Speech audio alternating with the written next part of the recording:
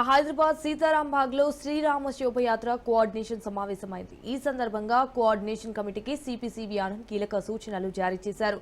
సీతారాం బాగ్ నుంచి శ్రీరామనవమి శోభయాత్ర ప్రారంభమవుతుందని చెప్పారు. మధ్యాహ్నం 1 గంటకు శోభయాత్ర ప్రారంభమయ్యేలా నిర్వాహకులు చూడాలని సూచించారు. ఇక శోభయాత్రలో పాటలు వేరే వర్గాలను కించపరిచేలా ఉండకూడదని సిపిసివి ఆనంద్ చెప్పారు. శోభయాత్రలో ఇబ్బంది లేకుండా రోడ్డుకు ఇరువైపులా వేదికలు ఏర్పాట్లు చేసుకోవాలని కూడా అన్నారు. ఇక శోభయాత్రకు ఎలాంటి ఇబ్బందులు లేకుండా విజయవంతం చేయడానికి అన్ని ప్రభుత్వ విభాగాలు చర్యలు తీసుకోవాలని సిపిసివి ఆనంద్ సూచించారు. Pushing parties task force teams ఉంటాయి.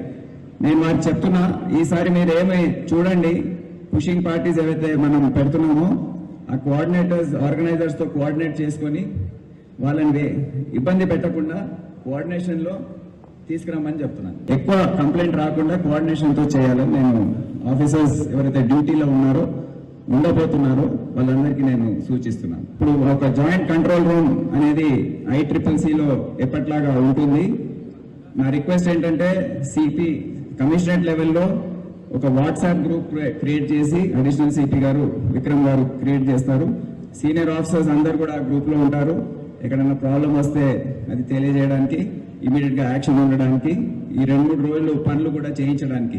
డీసీపీ గారు స్టేషన్ లెవెల్లో కన్సర్న్ డీసీపీస్ ఈ zone, central zone and south west zone, మీరు మీ స్టేషన్ లెవెల్లో వాట్సాప్ గ్రూప్స్ క్రియేట్ చేసుకొని డీసీపీ స్థాయిలో కూడా మీరు మీకు వీలు బట్టి వాట్సాప్ గ్రూప్స్ క్రియేట్ చేస్తే కోఆర్డినేషన్ గురించి చాలా పనికొస్తాయి. అది దయచేసి చేయాలని నేను కోరుతున్నాను.